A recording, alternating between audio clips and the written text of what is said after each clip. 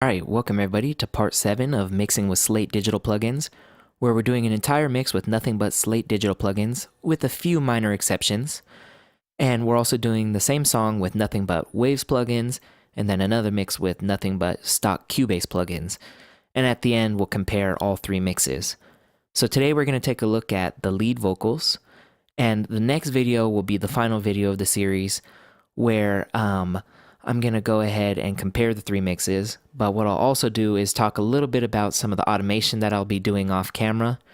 And the reason I'm doing it off camera is because it might take a little bit of trial and error as well as some time. And this has already been a long series. So yeah, I'll talk a little bit about that. And then I'll also talk about the limiting or level enhancement that I've done on all three mixes to bring them up to commercial standard volume. So that being said, let's go ahead and mix the lead vocals here, and then we'll talk about the processing at the end. So let's get started.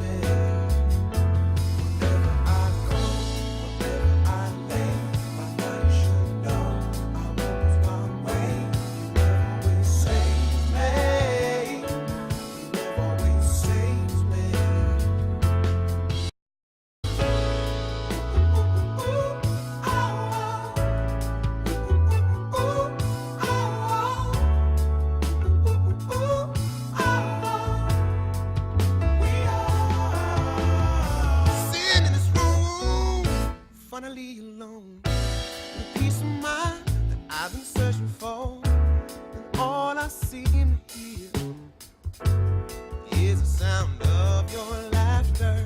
And if you believe that I don't think about you, you should know it's hard to be so far without you.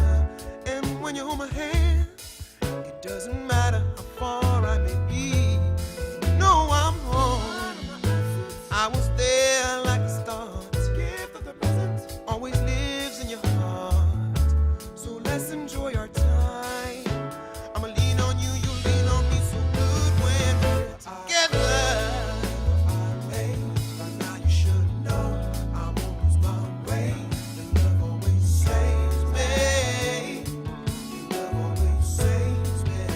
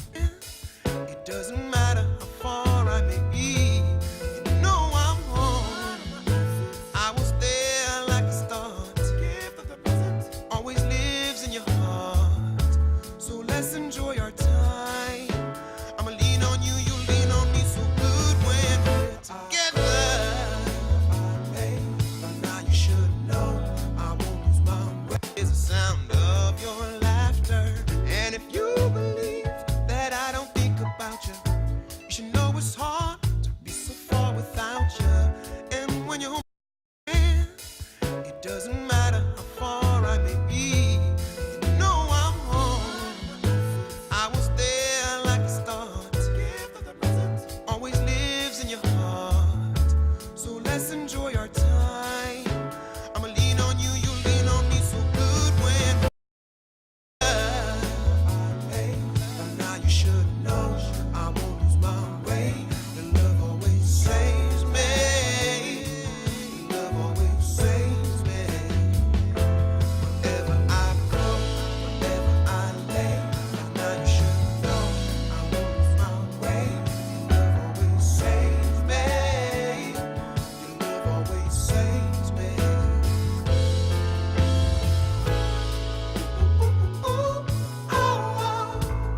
Ooh, ooh, ooh, ooh, oh, oh. Ooh, ooh, ooh, ooh,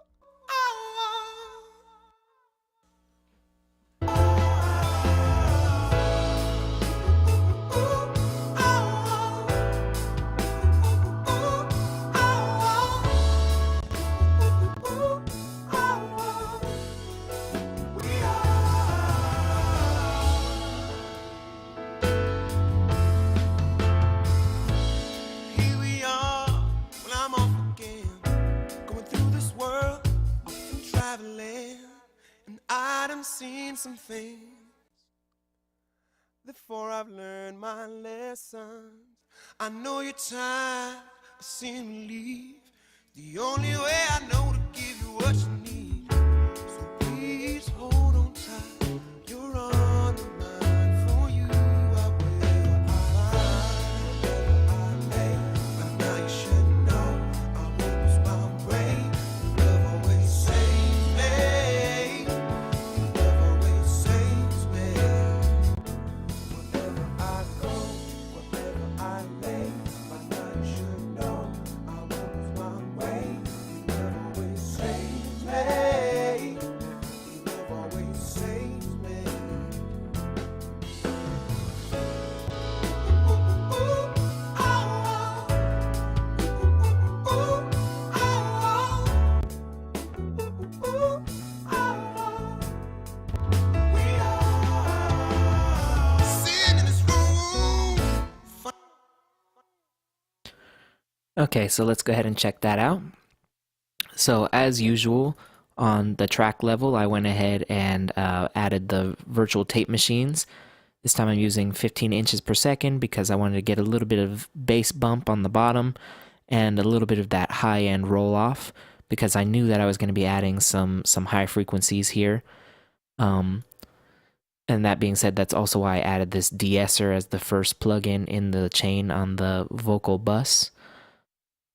So we'll get back to the virtual mix rack on these, but just know that I added the console emulation as usual. And then on the bus level, I used a little bit different of a color just to make it sound a little bit unique from the other buses.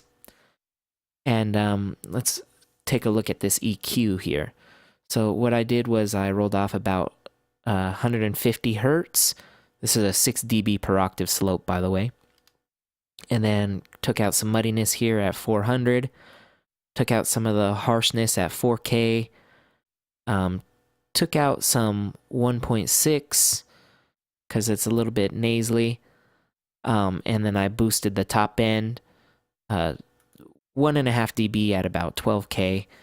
And then a 2 dB boost here at 220 just to give some body back because I'm rolling off a lot of low end on the bus as well as the channels, and just to give some of that weight back, which the FGN or the 1073 EQ is great for that because the transformers alone give it that kind of weight, you know. And then what I did was I came to the lead vocal channel here and I used 1073 preamp emulation just to give it some more warmth. You can see I'm using a lot of Neve stuff in this mix, but I don't know, it just really fits the sound of this track and really gives it some character. So just drove that a little bit and then hit the Neve console after that. So basically emulating a bunch of transformers here to give it some weight. Then I went into the Blue Stripe 1176 and using the slowest attack, fastest release. I'm just getting some light compression in there, and I'm also dialing back the mix knob a little bit here. just because I don't want it to sound over compressed, but I do want to bring that vocal forward. And another way of doing that was adding this present here. I don't know, it just really brings the mid-range forward in a nice way. I cleared out some of the harsh mid-range on the bus level and then added some nice sounding mid-range here with this high lift. And then added some body in with the big processor. Because to me, the EQ on the bus level was pretty good, but I just wanted to shape it a little bit more here. And the custom series lift is great for doing that sort of thing. And then as far as the little ad-lib parts, what I did was same console, the Neve, but I rolled off a lot of the bottom end because I didn't need that. I took out some 2K because I wanted to make room for the lead vocal.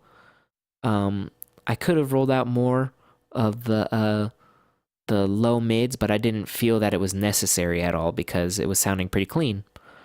And then for these, light compression again, but this time I used the black 1176, and I used a faster attack to make it sit back, and then a slower release here because it just makes it a little less aggressive and less pumpy. That also helps it sit back behind that lead vocal. So the attack and release settings, I'm using those to create front back depth there. And sounds really nice, I think.